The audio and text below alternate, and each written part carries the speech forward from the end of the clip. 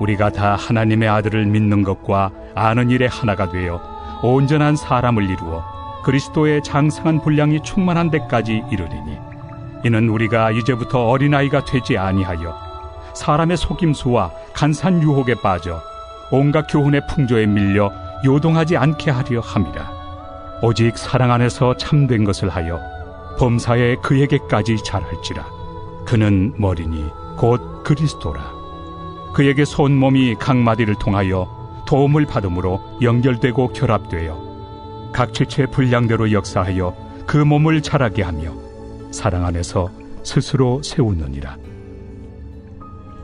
그러므로 내가 이것을 말하며 주 안에서 증언하노니, 이제부터 너희는 이방인이 그 마음에 허망한 것으로 행함같이 행하지 말라. 그들의 총명이 어두워지고 그들 가운데 있는 무지함과 그들의 마음이 굳어짐으로 말미암아 하나님의 생명에서 떠나 있도다. 그들이 감각 없는 자가 되어 자신을 방탕에 방임하여 모든 더러운 것을 욕심으로 행하되, 오직 너희는 그리스도를 그같이 배우지 아니하였느니라. 진리가 예수 안에 있는 것 같이 너희가 참으로 그에게서 듣고 또한 그 안에서 가르침을 받았을진데, 너희는 유혹의 욕심을 따라 썩어져가는 구습을 따르는 옛사람을 벗어버리고 오직 너희의 심령이 새롭게 되어 하나님을 따라 의와 진리의 거룩함으로 지으심을 받은 새 사람을 입으라. 성도 여러분, 안녕하세요. 수요일입니다. 일주일에 한 주간을 우리가 살지만 또 남은 3일도 우리가 승리하고 믿음으로 살 수 있도록 또 귀한 은혜와 또 믿음의 승리가 있기를 간절히 소망합니다. 우리가 지난 시간까지 우리가 사역하는 삶에 대해서 나눴습니다. 근데 여러분, 우리가 이 모든 일들의 가장 중요한, 그러니까 순종을 하는 것도, 또 성령의 충만함으로 성령이 우리를 이끄시는 궁극적인 목적도, 또 우리가 은사를 얻고 시험을 이기고 또 때로는 사역을 하고 이런 수많은 일들, 그죠? 훈련을 받고 이런 수많은 일들의 가장 마지막 종착점이 무엇이냐면, 우리가 이 땅 가운데 하나님의 나라를 살아내면서 예수 그리스도를 닮아가는 사람들이 되기 위해서예요. 여러분, 그러니까 우리가 예수님을, 우리가 온전히 예수님처럼 살아갈 수는 없습니다. 우리가 예수님이 될 수는 없습니다. 불교는 그걸 추구해요. 내가 고타마 시타르타처럼 나도 깨달음을 얻으면 해탈과 깨달음의 경지에 이르면 나도 부처가 될 수 있다. 불교는 이런 걸 원하거든요. 그러나 우리는 그렇게 될 수도 없고 그걸 추구하진 않습니다만, 그러나 우리는 어떤 삶의 방향을 갖냐면 그 예수님을 표대로 삼고 그 예수님을 내가 닮아갈 수 있을 때까지 닮아가는 삶을 살아내는 삶을 오늘 우리는 추구합니다. 그럼 주님이 그런 우리를 인정해 주시는 거죠. 부족함이 있고 연약함이 있고 죄가 있어도 그런 우리를 주님은, 너가 나를 닮기 위해 애쓰다 왔구나. 네가 나를 닮기 위해 이 땅에서 하나님 나라를 세우다 열심히 왔구나. 주님은 그런 우리의 삶을 인정해 주시는 거죠. 그래서 저는 오늘 우리의 삶에 그런 예수님을 닮아가는 모습들이 아주 조금씩이나마 계속해서 발견이 되고 또 발현이 되고 또 그런 귀한 은혜들이 있기를 간절히 소망합니다. 그래서 제가 그런 마음으로 그걸 함축적으로 담아낸 단어가 그리스도의 향기를 내는 교회인 거예요. 그리스도의 향기가 나는 성도인 거예요. 그리스도의 향기가 나는. 여러분, 그러니까 우리가 뭔가 누군가를 닮아간다고 할 때 이런 표현을, 너한테 좀 무슨 냄새가 난다, 이제 어디서 많이 맡아본 냄새가 나는데, 이런 표현을 하듯이 우리에게는 누구의 냄새가 나야 되냐면 예수님의 냄새가 나야 되는 거예요. 그러니까 사실 우리가 살면서 누군가에게 예수쟁이라고 놀림을 받았다면 저는 그 굉장히 영광이라고 이제 생각합니다. 우리 조선의 초기 그리스도인들은 다 예수쟁이라고 손가락질 받았거든요. 저는 오늘 우리가 그런 놀림과 조롱을 잃어버린 건 굉장히 수치라고 생각하는 거예요. 여러분, 오늘 우리의 삶이 궁극적으로 그런 예수 그리스도를 닮아가는, 그 예수님이 성장한 대로 우리가 성장하는, 우리가 또 그러한 주님의 모습대로 장성한 분량의 깊이와 넓이와 높이와 길이가 정말로 그 주님께로 향해 가는 그 길에 함께 동역하는 자들이 되기를 소망합니다. 오늘은 여기까지 좀 거두절미하고요. 그래서 오늘은 이제 이만하면 거의 공식적인 특강 강사라고 할 수도 있는데 우리 김영국 목사님의 이 예수님을 닮아가는 그러한 강의에 대해서 오늘은 좀 한번 듣고 또 이 주제에 대해서 함께 좀 은혜들을 나누기를 소망합니다. 그럼 사랑하는 성도 여러분, 오늘 하루도 그 주님을 닮아가는데 저와 여러분들의 향기가 나는 귀한 삶을 살기를 주님의 이름으로 축원합니다. 오늘은 이 강의 영상 뒤에는요, 예수 전도단의 예수 닮기를 이 찬양을 듣고 이 영상을 마무리하도록 하겠습니다. 그럼 사랑하는 성도 여러분, 오늘 하루도 승리하십시오. 사랑하고 축복합니다.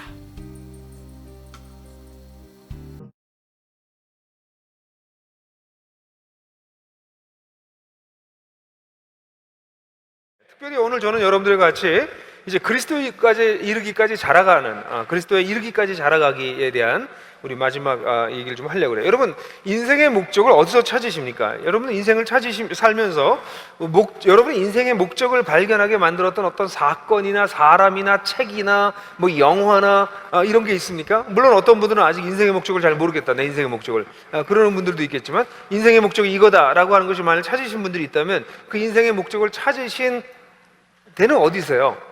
사람, 어머니가 내 인생의 의미를 주셨다, 이렇게 얘기할 수도 있고요. 도대체 어디서 여러분들은 그렇게 인생의 의미를 찾으셨나요? 우리 짝을 바라보고서는요, 하나 둘 셋 하면 한마디만 딱 하세요. 길게 또 소설 쓰지 마시고 무슨 책, 무슨 영화, 그렇게 하나 둘 셋 하면 딱 얘기하세요. 인생의 의미를 찾게 했던 어떤 것, 그것이 무엇인지 하나 둘 셋. 왜 이렇게 우물우물대세요? 예.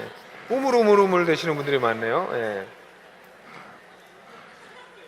예, 토론하지 마시고요. 네, 됐어요. 예. 사실은 여러분, 인생의 의미를 어디서 찾느냐 하는 것이 그 사람의 인생을 좌우합니다. 그죠? 근데 많은 사람들이 우리 인간보다 하위의 개념에서 인생의 의미를 찾으려고 하는 사람들이 참 많아요. 자신의 우리 존재보다 낮은 차원에서. 어떤 사람은 우리 자본주의 사회에서는 이 돈에서 삶의 의미를 찾으려고 하는 사람들이 너무너무 많습니다.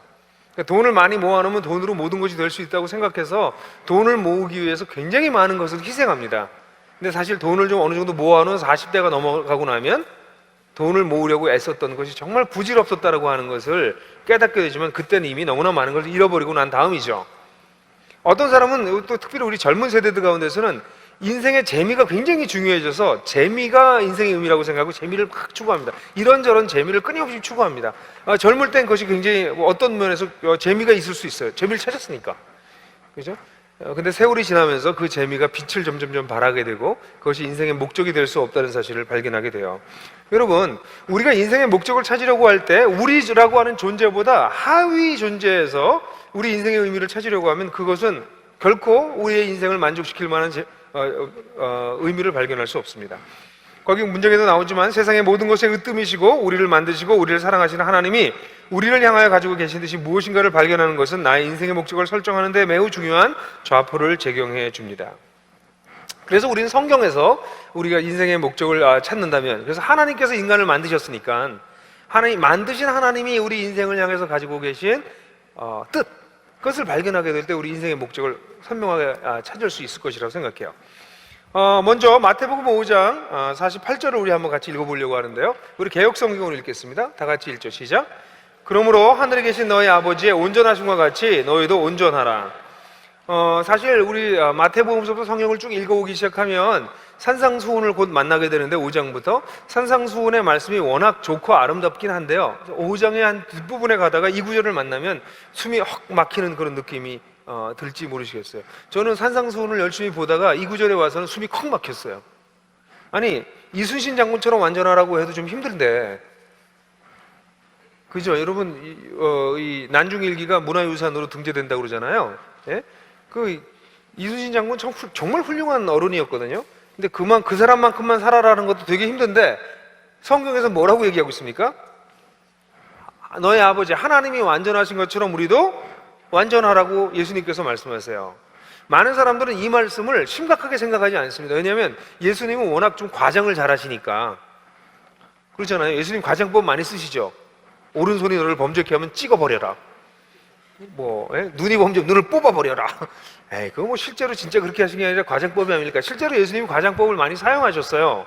그래서 많은 사람들은 인간은 절대로 이 하나님처럼 완전해질 수 없다. 그러니까 예수님이 이거 하신 말씀은 과장법일 것이라고 생각하고 이 말씀을 그냥 지나갑니다. 에이, 누가 이 말씀을 이룰 수가 있어? 이렇게 지나가요. 근데 과연 그럴까요? 성경을 잘 보게 되면 꼭 그렇지 않다는 것을 발견하게 돼요. 놀랍게도 바울 같은 경우에는 에베소서 5장 1절에서 뭐라고 얘기했나요? 한번 같이 읽어볼까요? 이번에는 세 번역으로 읽겠습니다. 시작!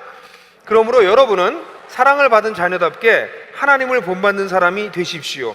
뭐라고요? 하나님을 본받는 사람이 되라는 것입니다. 그러니까 하나님이 완전하신 것 같이 너희도 완전하라고 하는 말씀을 똑같이 얘기하고 있어요. 근데 바울은 여기에서 그것을 이야기할 때 앞에 뭘 붙이고 있는데 뭘 붙이고 있냐면 사랑을 받은 자녀답게, 너희가 정말 사랑을 하나님의 자녀가 되었고 자녀를 받을 뿐만 아니라 사랑을 받고 있는 그런 자녀라면 자녀가 아버지를 닮아가는 것처럼 너희들도 하나님처럼 온전해져라, 하나님을 닮아가라, 이렇게 이야기하고 있다는 것이죠. 사실 성경을 보면 이런 표현들은 곳곳에 나타납니다. 성경에서는 온전한 사람이 된다라고 하는 표현을 여러 군데서 쓰고 있는데 이 온전한 사람이라고 하는 그림이 어디서 나오냐면 바로 하나님을 닮은 모습입니다. 근데 이 하나님이라고 하는 분은 추상적으로 보이기 때문에 하나님이 인간에게 나타난 모습이 누구세요? 예수님입니다. 그러니까 예수님을 닮아가는 것, 이것이 이 초대교회 교인들은 그것이 삶의 방향이었습니다. 살아가면서 점점 하나님 아버지를 닮아가는 것, 그 아버지의 모습이 온전한 형상으로 나타난 예수 그리스도를 닮아가는 것, 이것이 초대교회 교인들한테 매우 중요한 삶의 목적이었어요.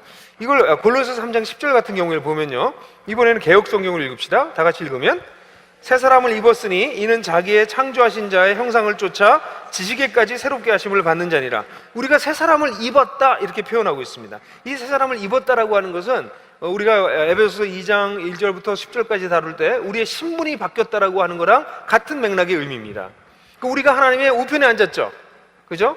우리가 새로운 존재가 되었어요. 새 사람을 입은 것이거든요. 이 우리의 신분이 바뀐 것. 근데 그 신분이 바뀌었는데 그러고 난 다음에 그 다음에 어떻게 되었어요? 새 사람을 입었는데 그 목적이 뭐냐면 자기를 창조하신 자의 형상을 쫓아. 자기를 창조하신 자가 누구예요? 예수님입니다. 하나님이십니다. 그분의 형상을 쫓아. 그분의 형상이 누군가요? 예수님입니다. 그래서 우리가 지식에까지 완전하게 새롭게 되어지는 이런 것을 바라보고 있다고 바울은 얘기하고 있어요. 여러분, 이 예수님 옆에 앉았다라고 하는 건 정말 대단한 일이에요. 우리가 예수님과 함께 하나님의 상속자가 돼서 하나님과 같은 자리에 앉았다라고 하는 것은, 예수님과 같은 자리에 앉았다라고 하는 것은 상상할 수 없는 대단한 일입니다. 여러분들 혹시 이 신분이 바뀌었다는 거, 예수님과 같은 상에 앉는다는 것, 이거 좀 상상을 해보신 적 있나요, 제대로? 여러분 혹시 권력, 우리나라의 뭐 정치적인 권력에 아주 최고의 권력가라고 불리울 수 있는 사람들 옆에 앉아본 적 있으세요? 아니면 경제적인 뭐 재벌이나 뭐 하여간 이 경제와 관련된 이 최고의 뭐 오늘 보니까 페이스북의 그 젊은 사장이 전용기를 타고 왔더라고요. 청바지 입고. 예? 그런 사람 옆에 혹시 앉아보신 적이 있나요? 별 표정들이 없는 것 같아요. 예. 아니 무슨 학계에서 정말 뭐 이분은 전 세계적인 학자다, 그런 분 옆에 이렇게 잠깐 있어 본 적이 있으세요? 여러분들은 그냥 우리 목사님 옆에 있다, 그 정도로 만족하시는 것 같아요 보니까. 아니요, 사실 그런 사람들 옆에 같이 한 테이블에 앉아서 식사를 한다거나 커피를 마신다는 것 자체가 사람들한테는 아주 놀라운 경험이 돼요, 실제로 세상에서도. 그런데 우리가 그런 세상에 있는 사람들의 그것은 사실 세상적인 관점에서 볼 때는 그렇지만 하나님 앞에서 볼 때는 별 의미가 없는 것인데, 그 지극히 높으신 하나님의 우편에 앉으신 예수님과 함께 우리가 앉은 존재가 되었다는 거죠. 그런 신분이 바뀌었다는 것이죠. 그런데 이런 변화된 신분을 우리가 가졌다라고 하는 건 지금까지 얘기를 많이 나눴는데, 성경에서 얘기하는 것은 신분만 바뀐 것이 아니라 뭐라고 그랬어요? 이제는 그것에 걸맞는 자질을 우리가 갖추게 된다는 것입니다. 그러니까 하나님의 자녀가 되었다, 신분만 바뀐 것이 아니라 정말 사랑함을 받은 자답게, 자녀답게 하나님을 본받고 우리를 창조하신 자의 형상을 쫓아서 모든 것이 새로워지는, 온전해지는, 이것이 성경에서 가르치고 있는 우리를 구원하신 하나님의 궁극적인 목적이라는 것이에요. 많은 사람들은 예수를 믿으면 뭐를 할까를 자꾸 생각해요. 내가 뭐를 해야 되나, doing을 생각을 해요, 자꾸.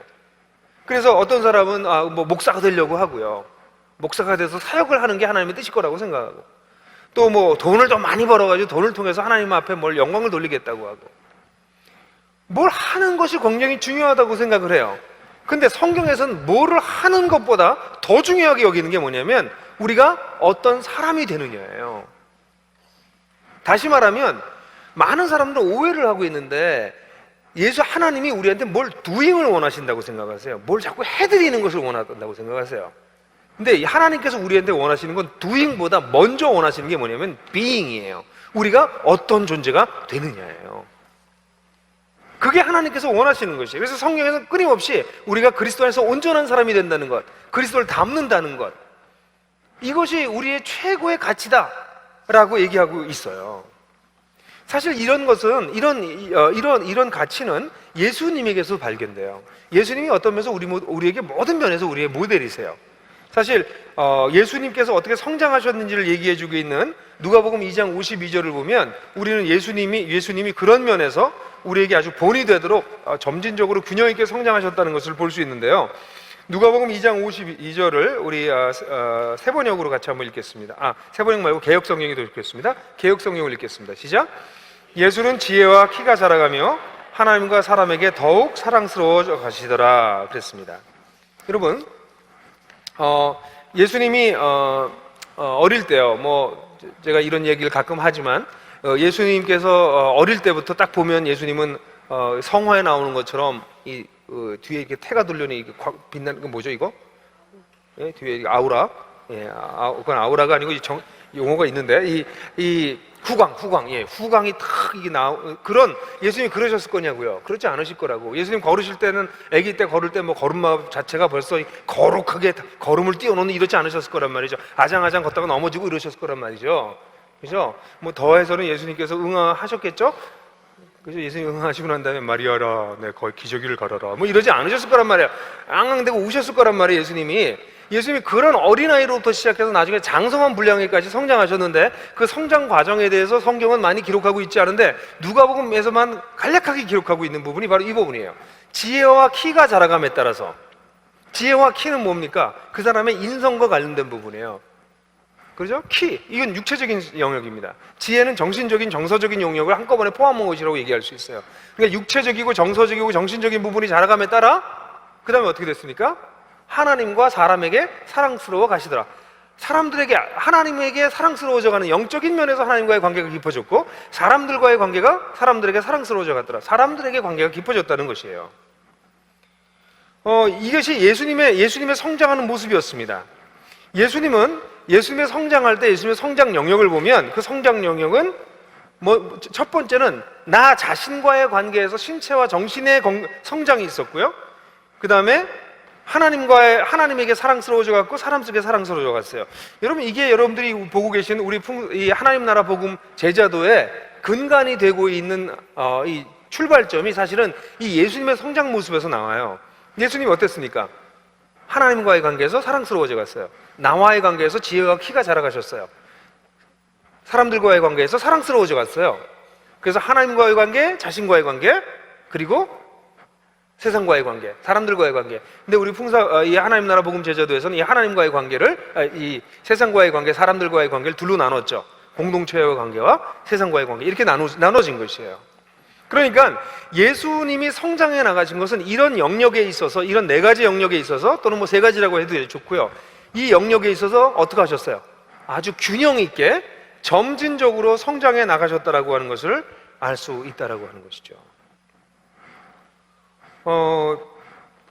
저는 오늘날 현대 그리스도인들이 성장하지 못하는 이유가 바로 여기 있다고 생각해요.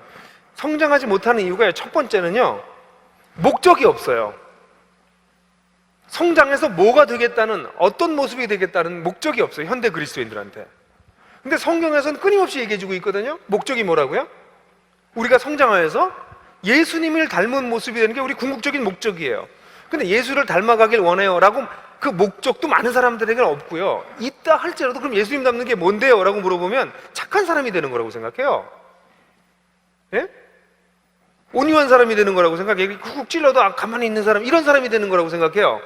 그런데 예수님의 성장의 모습을 보게 되면 두 번째는 성장하지 못하는 이유이고 중요한 것은 성장해야 되는 영역이 선명해야 돼요. 근데 오늘 많은 사람들이 성장하지 못하는 이유가 목적도 없고요. 두 번째는 영역이 불분명해요. 어느 영역에서 성장해야 되는지에 대한 개념이 없는 것이죠. 뿐만 아니라 이 성장 과정이 예수님도 보면 어릴 때부터 예수님의 그리스도의 충만하신 분량, 성인이 되실 때까지 30년이라고 하는 기간을 보내셨잖아요. 그러니까 예수님도 온전한 성장에 이루실 때까지 30년이라는 기간이 필요했다는 것입니다. 다시 말해서 세 번째는 현대인들이 성장하는 데서 잘못된 생각은 이게 오랜 시간 동안 이 과정을 통해서 성장하는 것인데 어느 순간에 급작스럽게 변화되는 것이라고 생각을 해요. 기독교 역사를 보면 실제로 급작스러운 변화를 일어나는 경우들이 때때로 있습니다. 근데 아주 예외적으로 일어나는 일이고 하나님께서 특별한 목적을 위해서 강권적으로 역사하시는 때에 이런 급작스런 아주 확 점프를 하는 이런 변화가 일어나긴 하는데 그런 변화는 자주 일어나는 변화가 아니고 어떨 때는 한 사람의 인생에 한 번도 나타나지 않을 때도 있어요. 어느 시간에 이렇게 약간 각성을 해서 내가 뭔가를 깨달았다 이런 생각을 할 수는 있지만 확 영적으로 다른 단계로 이르게 되는 이런 경험을 하는 경우들은 사실은 거의 없어요. 사람들은 점진적으로 성장해 나가요. 그런데 많은 사람들이 뭐가 돼야 되겠다는 목적도 없고 그러기 위해서 어느 영역에서 성장해야 되겠다는 생각도 없고 거기다가 이러한 과정을 거쳐서 성장한다는 생각도 없으니 현대 그리스도인들이 예수님을 닮아가지 못하는 모습이 너무나 당연하죠. 저는 사실 어릴 때 저한테 아주 큰 고민이 뭐였냐면 제가 이제는 바로 그 나이가 되긴 했는데요. 제가 예수님 막 믿고 난 다음에 여러분들도 그러지 않으셨는지 모르겠어요. 예수님 믿는 게 너무너무 좋고 자랑스러웠는데 예수님을 오래 믿으신 분들을 보고선 절망스러운 거예요. 저렇게 믿을 거면 저게 예수 믿는 거 맞나? 예수 믿으면 저렇게밖에 안 되나? 이제 제가 그 나이가 됐잖아요. 이제 얼마 전에 우리 선배 형한테 연락이 와서 전화를 했는데 우리 동기들 얘기를 하다가 우리 같이 신앙생활에서 동기들 얘기를 하면서 그 선배 형이 야 너희들도 내가 옛날에 너희들이 얘기하던 그 어른들이랑 똑같은 모습이 돼가고 있더라 이런 얘기를 하는 얘기를 듣고선 제가 허걱 하는 마음이 들었어요. 여러분 신앙생활을 오래 한다고 그래가지고 예수를 닮아가는 것 같지 않더란 말이죠. 그렇지 않아요? 이게 참 우리 그리스도인들의 심각한 고민 아니에요? 왜 그렇게 됐어요? 예수님을 닮는 게 인생의 목적이라고 하는 걸 사람들이 잘 모르고요. 예수님 닮는다는 게 뭘 의미하는 건지 잘 모르고요. 그리고 오랜 시간 동안 성장해 나가는 과정을 따라가지 않으니 그 사람은 성장하지 않은 모습으로 그냥 종교인으로서 오랜 시간 어느 종교에 몸담았던 사람으로 남아버리니 예수를 닮은 모습이 없어지는 것이 되는 거죠.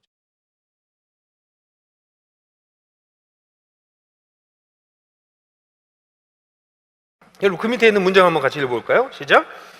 하나님께서 우리를 향하여 가지고 계신 뜻은 우리가 진실로 그의 자녀가 되기를 원하는 것입니다. 우리의 신분만이 하나님의 자녀가 아니라 우리가 하나님의 자녀로서 온전한 자질을 가지길 원하시는 것입니다. 그것이 우리 주님 재림하실 때 온전하게 이루어지겠지만 이미 그러한 자질을 가질 수 있는 신분을 가지고 있는 우리는 예수님을 따라 예수님처럼 성장하는 것을 우리 인생의 목적으로 삼습니다. 사실 꽤 한 4, 5년 됐을 때인데 40대 후반 제가 어떤 친구들하고 동창들하고 모여가지고 얘기를 하다가 야 형구가 넌 밤낮 심각하고 그런데 넌 인생의 목적이 너한테 있냐?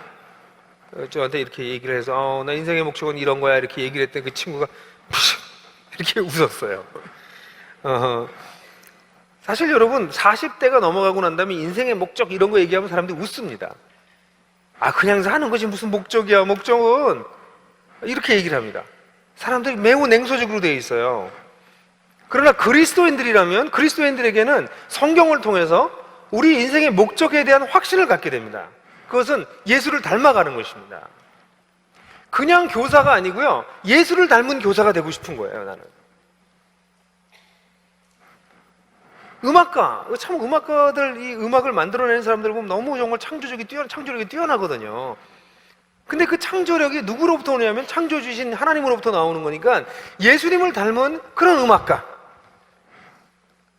저는 우리 경영자들도 그런 경영자들이 나와야 된다고 생각해요. 예수님을 정말 닮은 경영자, 또 예수님 닮은 의사, 예수님을 닮은 부모, 예수님을 닮은 일용직 노동자, 예수님을 닮은 목사. 목사는 다 예수님 닮았나요? 꼭 그런 것 같지 않아요. 목사도 예수님을 닮지 않은 목사도 얼마든지 있을 수 있어요. 뭐 저는 이렇게 얘기하면서 나는 예수님 닮았다 이렇게 많이 얘기하는 건 아니에요. 사실은 이 목사로 사는 게 저한테 굉장히 중요하다고 생각했었어요. 실제로. 왜냐면 저는 평생 목사로 살 수 있도록 훈련받고 준비했어요.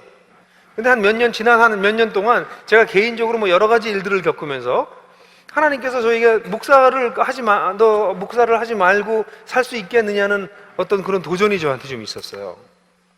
저로서는 굉장히 어려운 시간을 사실 보냈어요. 이거 목사를 내가 그만둬야 되나 이런 생각을 제가 좀 했었어요. 여러 가지 개인적인 어려움들을 겪으면서. 근데 굉장히 고통스러웠어요. 왜냐하면 저는 목사하는 게 제일 좋거든요. 제일 잘할 수 있을 것 같고. 근데 제가 기도하고 뭐 이러는 과정 속에서 어느 순간에 목사를 내려놓을 수 있구나, 이거 목사도 안 할 수 있구나라는 생각을 깨닫게 된 게 뭐냐면 하나님이 저한테 원하시는 것은 목사로 사는 걸 원하지 않으세요. 이거보다 더 중요한 거는 예수님을 닮는 거예요. 예수님을 닮는 삶을 위해서 목사를 그만두겠다 그러면 하나님께서 기뻐하실 거예요. 그래서 제가 그걸 내려놓고 나니까 굉장히 자유해졌어요. 결국 그냥 목사 계속 하라고 하셔서 계속 하고 있잖아요. 예? 근데 굉장히 중요한 거예요, 여러분. 하나님이 우리에게 원하시는 거, 사람들은 하나님이 우리한테 뭘 하기를 원하신다고 생각해, 자꾸. 근데 사실은요, 목사를 하든 농부를 하든 교사를 하든 뭐 그렇게 중요하지 않아요. 뭘 해도 괜찮아요, 사실. 중요한 거는 내가 예수를 닮는 사람인가야. 그게 예수님이 가지고 있는 주요 관심사고 성경에서 가르치는 주요 관심사야. 예수를 닮는다면 예수를 닮기 위해서 가장 좋은 일, 삶의 현장 이런 것을 찾아가는 것이 순서가 그렇게 되어야 된다는 것이죠. 에베소서 13절만큼 예수님을 닮아가는 것, 성장하는 것을 잘 설명한 구절이 사실 없어요. 같이 한번 우리 개역성경을 한번 읽어보겠습니다. 다 같이 1절 시작. 우리가 다 하나님의 아들을 믿는 것과 아는 일에 하나가 되어 온전한 사람을 이루어 그리스도의 장성한 분량에 충만한 데까지 이르니. 여기 보면 성장의 목적이 또 나오잖아요. 성장의 목적이 뭐예요? 맨 뒤에 나오죠. 그리스도의 장성한 분량이 충만한 데까지 이르리니. 그거를 갖다 새 번역에서는 그리스도의 충만하심의 경지에까지 다다르게 되리니. 이게 뭐냐면요, 예수님이 full measure of Christ, 예수님이 완전하게 성장하신 모습, 그 모습에까지 이른다는 얘기예요. 그러니까 예수님이 애기 예수님이 아니라 30세 넘어서 완전히 성숙한 모습으로 나타났던 그 예수님의 모습에까지 이른다는 얘기를 하고 있는 것이에요. 여러분, 이것이 성장의 목적입니다. 그리고 성장의 내용이, 성장하기 위해서는 여기 뭐가 필요하다고 얘기하냐면 하나님의 아들을 믿는 것과 아는 일, 예수님을 점점 믿고 점점 더 알아가는 것, 이게 성장하는데 제일 중요한 내용이라는 것이에요. 왜 그럴까요? 예수님께서 하신 일이 무엇인지를 우리가 이해하고 깨달으면서 그것을 받아들인 걸 통해서 그분을 닮아가게 되거든요. 그뿐만 아니라 여기서 성장의 방법도 얘기하고 있는데, 이 성장은 우리가 하나가 되어 온전한 사람을 이루어, 이거 혼자 하는 것이 아니라 함께 하면서 성장한다는 것이에요. 여러분들, 우리 풍성한 이 하나복 제자도를 할 때 여러분들의 둘이서 같이 서로 나누고 이야기하라고 그러잖아요. 왜 그런 줄 아세요? 성장해 나가기 위해서 나 혼자 책 읽고 공부해서 성장하는 것이 아니에요. 마음을 다해서 서로 나누고 고민하고 치열하게 부딪히고 이렇게 하나가 돼서 온전한 사람을 이루는 이 과정이 성장에 있어서 너무 중요하기 때문에 그래요. 그래서 이 훈련 과정을 절대로 혼자 하지 말아라. 혼자 책 쭉 읽으면 사람이 변화되느냐? 그렇게 변화되지 않더라는 거죠.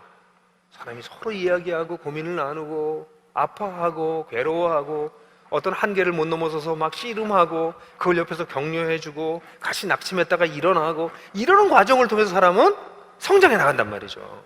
이 본문이 사실은 더 깊게 좀 오랫동안 얘기하고 싶지만 이 본문에서 성장에 대한 중요한 요소를 다 얘기해서 성장의 목적, 성장의 내용, 성장의 방법 또는 성장의 환경 이런 걸 다 얘기해주고 있단 말이죠. 근데 이런 성장이 내가 왜 성장해야 되는지를 사람들이 모르면요, 성장의 목적이 예수님을 닮아가는 것이 아니다, 그런 것이 없으면 끊임없이 사람들은 다른 사람이랑 자기를 비교해요. 그러니까 왜냐면 목적이 없으니까, 어디를 가야 되겠다라고 하는 그림이 없으니까 지금 당장 옆에 사람이랑 나랑 끊임없이 비교하는, 여기서 벗어날 수가 없어요. 근데 목적이 예수를 닮아가는 것이다, 이렇게 딱 목적이 좌표가 저기 정해지게 되면 사람들은 옆 사람하고 나랑 비교하는 게 그렇게 중요하지 않다는 걸 알게 돼요. 내 갈 길 가기 바쁘지 내가 옆 사람하고 나를 비교할 필요가 뭐가 있냐, 이렇게 되는 거죠. 근데 그리스도인들 이 교회 안에서 있는 가장 큰 문제가 뭐예요? 다들 옆 사람이랑 비교하면서 문제 생기는 것이에요. 끊임없이. 그러니까 목표를, 좌표를 놓쳤으니까 당연히 옆 사람하고밖에 비교할 수 없게 되는 것이죠.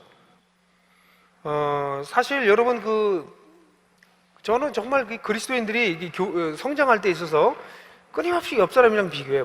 하여튼 성도들이 이게 다른 사람 헌금하는 거에 대해서 그렇게 관심들이 많아요. 그래서 저희 교회 같은 경우는 아예 헌금하는 것에 대해서 익명으로 해서 잘 모르지만, 다 모른다고 해도 은근히 헌금 얘기들을 하고, 헌금 가지고 누가 얼마를 했느니 이런 얘기들을 하는 것 자체가 너무 우스운 얘기예요. 왜냐면 물질은 누가 주셨어요? 많건 적건 하나님이 주신 거거든요. 그래서 많이 준 사람은 많이 하는 것이고 적게 준 사람은 적게 하는 것이죠. 그죠? 그런데 이걸 비교하고 있는 거야. 그러니까 하나님을 바라보고 있으면 이거 비교할 필요도 없는데 이걸 쓸데없이 비교하고 있는 거죠. 이거 뭐 헌금만 그런가요? 은사. 그 사람에게 은사가 어떤 은사가 있나, 어떤 더 잘하나 못하나, 이런 은사. 뭐 은사 같은 거 가지고는 더 차라리 얘기를 좀 해서 자기 은사를 개발했으면 좋겠는데, 은사 문제는 관둔다 할지라도 직분요, 뭐 서리 집사, 안수 집사, 권사, 뭐 장로, 목사, 그래서 거기에 걸맞는 대우를 해달라고 요구하고. 아니 지금 우리가 누굴 닮아가는 거예요? 예수님을 닮아가는 건데, 그게 지금 우리 모두의 목적이 돼야 되는데, 이런 걸 놓쳐버리면은 세상에서 다른 사람을 나의 지위에 근거해서 나를 어떻게 대우해 주냐. 그래서 어떤 데서는 심하게는요, 아니 세상에 내가 교회를 이렇게 오래 되는데 아직도 장로가 못 돼가지고 세상에 나가면 내가 말하기가 쑥스러워서 장로를 받아야 되겠다, 이런 얘기를 한단 말이에요. 들어보셨죠, 그런 얘기? 아니 근데 그게 말이 되냐고. 예수를 너무 더 닮아가기 위해서 희생하고 자기를 내려놓기 때문에 교회에서 우리 교회 어른이 되어주세요 해서 장로가 되는 것이지, 이게 교회를 내가 이렇게까지 오래 다녔는데 아이씨 내가 아직도 김집사야 이럴 수가 있냐고. 난 김장로 돼야지. 이런 웃을 수도 없는 일들이 벌어지는 이유는 뭐냐면, 그리스도인들에게 하나님께서 주신 숭고한 목적을 잃어버렸기 때문에 그래요. 내가 장로면 어떠고 집사면 어떠고 그냥 아무것도 아니면 어때요? 중요한 거는 내가 예수님을 정말 닮았느냐가 중요한 거 아니에요? 근데 그렇게 되니까 이게 문제가 되는 거예요. 교회 내에서 일어나고 있는 수많은 갈등들과 문제들이 생길 때, 그 갈등과 문제가 뭐냐면, 제가 보기에는 사람들이 우리 이 모든 과정을 통해서 우리가 함께 예수님을 닮아가자라는 생각보다는 이 부분을 놓쳐버리고 서로 비교하고 내가 얼만큼 했는데 알아주지 않고 뭐 이런 것들 있잖아요. 주로 시험 들었다는 얘기가 다 그거 아닙니까? 제가 제일 무서워하는 귀신이 누군지 아세요? 몽당 귀신, 달걀 귀신, 처녀 귀신 이런 거 아니에요. 제가 정말 무서워하는 귀신은 섭섭 귀신이에요. 교회 내에는 하여간 이 섭섭 귀신이 얼마나 돌아다니는지 몰라요. 그냥 우리를 섭섭하게 만들어, 마음을. 네가 그렇게까지 했는데 그걸 몰라주더니 섭섭하지? 그럼 아주 섭섭해. 그럼 시험에 드는 거예요. 근데 우리가 하는 이 모든 게 누굴 위해서 하는 거예요? 예수님을 위해서 하는 거잖아. 예수님을 닮으려고 하는 거잖아. 그죠? 그래서 섭섭할 게 뭐가 있어요? 여러분, 섭섭 귀신을 내쫓아야 돼요. 여러분, 하여간 사실은 저도 섭섭 귀신이 저한테 자주 와요. 그래서 똑똑 떠들어요. 너 참 섭섭하겠다, 그렇게 했는데 그거밖에 안 나오냐, 섭섭하지, 이런 마음을 저한테 줘요. 예? 여러분, 우리의 궁극적인 목적은 예수님을 닮아가기 위해서 우리 자신을 희생하기도 하고 낮추기도 하고 섬기기도 하고 자기 것을 허비하기도 하고 그러는 거잖아요. 목적이 뭐예요? 그러는 거죠. 그거예요? 아니면 사람들하고 비교하면서 사람들로부터 평가를 받고 싶은 것이에요? 그러니까 궁극적인 목적이 만약에 거기 있다면 우리 섭섭 귀신도 쉽게 우리가 쫓아낼 수 있을 거라고 생각을 해요. 여러분, 사실 예수님의 생명이 있는 사람들은요, 그 옆에 있는 사람들한테 영향력을 줘요. 거기도 써놨지만 예수님의 생명이 우리 가운데 있어서 변화되고 있는 사람들은 주변 사람들에게 놀라움을 줍니다. 기독교 신앙은 어느 단계에 이르는 것을 자랑하는 신앙이 아니라 지금 현재 어느 쪽으로 어떻게 변화되어 가고 있는가, 즉 예수님의 생명력이 어떻게 우리 속에서 움직이고 있는가를 중요시 여깁니다. 여러분, 그렇지 않으신가요? 우리 교회에서 사람들한테 도전을 주는 사람들은 신앙생활을 오래 한 사람들도 물론 그래요. 오래 한 사람들이 영향력을 주는 건 말할 수 없는 대단한 영향을 주실 수 있어요. 근데 정말 그런 분들보다는 오히려 오래 하지 않았는데도 우리한테 도전을 주는 사람들이 어떤 분들입니까? 막 예수 믿고 예수님 만난 것에 즐거움으로 쑥쑥쑥 자라가고 있는 사람들이 우리한테 도전 주잖아요. 오히려. 왜 그런가요? 그 사람들은 빠른 속도로 예수님을 향해서 움직이고 있기 때문에 그래요. 그런 속도가 오랜 신앙생활을 했는데도 불구하고 있을 때는 이건 엄청난 영향력을 끼쳐요. 근데 오랜 생활을 했는데 그 사람은 시간은 오래됐는데 이상 더 이상 움직이지 않아. 예? 생명력이 그 사람을 더 움직이지 않고 있어. 그러면 그 사람은 사람들에게 영향력을 끼치지 못합니다. 참 저는 이거는 제 개인적인 관찰에 의한 건데요. 이건 정말 놀라운 것이에요. 그래서 기독교 신앙은 내가 얼마나 경력이 있는가, 내가 어떤 단계에 이르렀는가 이런 거 중요하지 않아요. 기독교 신앙은 언제나 here and now야. 지금 여기에서 내가 예수님을 닮아가고 있는 과정이 나에게 있는가, 이것이 중요하지. 예수님 닮아간 게 어제까지 했던 나의 영적인 어떤 경험과 내가 뭐 해놨던 경력과 이런 것을 의지해서 나는 이렇게 되지 않는다는 거예요. 늘 바로 here and now, 바로 여기에서 내가 예수를 닮아가고 있는가, 이게 핵심이더라고요. 자, 여러분, 이렇게 우리가 사실 이렇게 예수님을 닮아가는 것, 이 닮아가는 것에 집중하면요, 도토리 키지기와 같은 이 부질없는 일들 하지 않고요, 궁극적으로 주님을 바라보게 돼요. 그리고 주님을 바라보는 것을 자꾸 방해하는 것들에 대해서 마음을 내려놔요.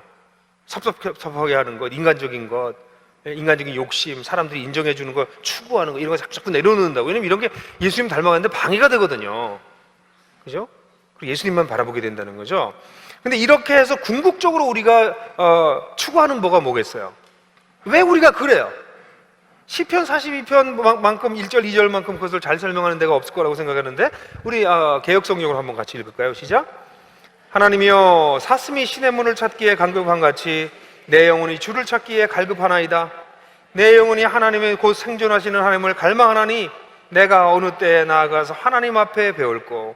여기 하나님을 갈급한다, 하나님을 갈망한다라는 표현이 있어요. 그래서 종국적으로 여기서 무슨 표현을 하고 있냐면, 내가 하나님을 갈망하니 내가 언제 하나님 앞에 가서 배울고, 이걸 세번역에서는 이걸 약간 풀어가지고 내가 언제 하나님 앞에 나가서 그 얼굴을 배울 수 있을까라고 얘기하고 있어요. 여러분, 그리스도인들의 궁극적인 목적이 뭐예요? 이제 이렇게 해서 우리가 살아있는 동안에 이렇게 살아가면서 예수의 하나님을 더 사모하고 갈급하고 그분 앞에 서게 되는 것, 그분의 임재 가운데 깊이 있게 들어가게 되는 것, 이것을 간절하게 소원한다는 것이죠. 여러분들 기도할 때 그런 기도 혹시 들어보셨나요? 하나님, 당신의 얼굴을 저에게 비춰주십시오. 당신 얼굴빛을 비춰주십시오. 여러분들, 사랑하는 사람들이 서로 얼굴을 이렇게 쳐다보고서는 이렇게 뭐 코끝이 달 듯 말 듯하게 쳐다보고 있잖아요. 예? 사랑하면 그러잖아요. 애기도 보면 더 이뻐서 이렇게 쳐다보고 있잖아. 그죠? 여러분, 남편과 아내가 서로 그렇게 좀 쳐다보는 사람들이 되길 바래요. 예? 근데 그 사랑하면 그렇게 되거든요. 서로 바라보게 되거든요. 근데 하나님의 얼굴을 구한다는 게 그런 것입니다. 하나님, 내가 당신의 존전 가운데 더 깊이 들어가길 원합니다. 당신 더 내가 사랑할 수 있길 바랍니다. 내가 당신을 닮아가면서 더 그러게 되길 원합니다. 이게 우리 궁극적인 목적이에요. 이 땅에서 우리가 신앙생활하면서 그분 앞에 서는 것. 그래서 사실 이것은요, 이렇게 살아있는 동안도 우리가 하나님의 임재를 간절히 갈구하지만 우리가 하나님 앞에 완전히 서게 될 날이 있을 거라는 걸 성경에서 얘기해요. 그때 어떤 일이 일어날 것인지 요한 1서에서 참 놀라운 말씀을 하고 있는데, 우리 개역성경으로 요한 1서 2장을 같이 3장 2절 3절 읽겠어요. 시작. 사랑하는 자들아, 우리가 지금은 하나님의 자녀라. 장래에 어떻게 될지는 아직 나타나지 아니하였으나 그가 나타나시면 우리가 그와 같을 줄 아는 것은 그의 참모습을 그대로 볼 것이기 때문이니 주를 향하여 이 소망을 가진 자마다 그의 깨끗하심과 같이 자기를 깨끗하게 하느니라. 우리가 어떻게 된다고요? 여기 우리 세 번역에는 그렇게 써 있죠. 그리스도께서 나타나시면 우리도 그와 같이 될 것을 압니다. 예? 그와 같이 될 것을 압니다. 그때 우리가 그의 참모습대로 본다. 우리도 예수님 같이 될 거라는 거예요. 마지막 때. 여러분, 우리에게 그런 소망이 있어요. 여러분, 여기 계신 분들이 이 땅에 있는 동안 예수를 닮아가는 과정을 얼마나 할지 모르지만, 우린 예수님 다시 오시면 어떻게 돼요? 우리 모두가 예수님을 온전하게 닮은 모습으로 드러날 것이에요. 그 소망이 우리한테 있는 거죠. 마지막 날. 그러니까 우리의 이 인생의 목적이라고 하는 게 이 땅에 있는 동안 예수님을 닮아서 이렇게 모든 영역에서 균형 있게 성장하여서 아름다운 예수님의 모습을 드러내는 것, 나에게 그걸로 끝나는 것이 아니라, 그렇기 때문에 그런 변화되는 모습을 가지고 하나님의 존전에 들어가서 하나님을 더 만나고 하나님을 사귀고 이렇게 되는데, 이 모든 것의 궁극적인 목적은 어디를 향해서 가고 있어요? 마지막 날에 그분과 같이 되어져서 그분을 만나게 되는 것. 그게 우리 그리스도인들의 궁극적인 목적이라는 것이죠. 그래서 여러분, 뭐 계시록 22장 20절이라든가 고린도서 16장 21절 같은 데 보면 내가 진실로 속히 오리라, 예수님께서 그렇게 말씀하시잖아요. 그럼 아멘, 주 예수여 어서 오시옵소서. 마라나타, 주 예수여 어서 오시옵소서. 그렇게 말씀하는 게 왜 그래요? 그분이 오실 때 우리 인생의, 이 땅에서 우리 인생의 여정이 끝날 것이기 때문에. 우리 인생의 목적이 뭐였어요? 예수님 닮아가는 것인데, 그때 되면 예수님을 닮아가는 것이 완성될 것이라는 거예요. 제가 볼 때는 오늘날 많은 그리스도인들이 이 영역에 대한 생각을 별로 안 해요. 옆 사람 한번 보세요. 옆 사람을 보면서도 우리는 끊임없이 뭘 생각해야 되냐면, 이 사람이 예수님을 닮은 모습으로 완벽하게 변화될 날이 있을 거라는 거예요. 한번 보세요. 믿겨지지 않겠지만, 그죠? 믿겨지지 않죠. 그죠? 여러분, 아침에 집에서 여러분들 거울 보시면서, 가끔씩 여러분들 거울 보면서 밤낮 주름살이 생겼느니 안 생겼니, 여자분들 그러지 마시고, 주름살은 생겨요. 그거 피할 수가 없다니까. 눈꼬리도 처진다니까. 저도 옛날 사진 보니까 참 눈꼬리가 매섭게 올라갔더구만. 근데 어느새 이렇게 처지고 있는지. 여러분, 그렇게 된다고요. 근데 중요한 게 뭐냐면, 그런 모습을 보면서 내가 예수를 닮아가겠구나, 그리고 어느 날은 정말 예수님 같은 모습이 되겠구나, 그게 하나님이 나를 향하신 하나님의 뜻이구나, 그거를 발견하는 것이 그리스도인들에게 매우 중요합니다. 이 목적이 없으면 딴짓하게 돼요. 딴짓하게 돼요. 딴 데 마음 뺏기게 되고요. 그리고 결국은 갈짓자로 인생을 살 수밖에 없어요. 여러분, 다시 한번, 우리는 그리스도에 이르기까지 자라가는 것, 그래서 하나님께서 뜻하셨어요. 그분이 도와주셔서 우리가 그렇게 할 수 있다고 저는 생각합니다. 자, 이제 여러분들 같이, 여러분들 몇 분들하고 한 10분 정도 같이 나누시고 난 다음에 나머지 파트 같이 나누도록 하겠습니다.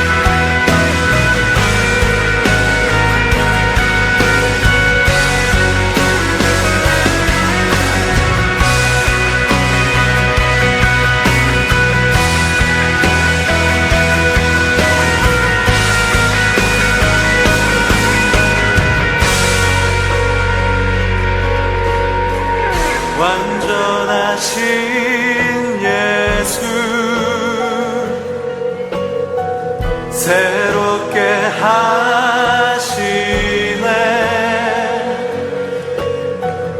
연약한 내 영혼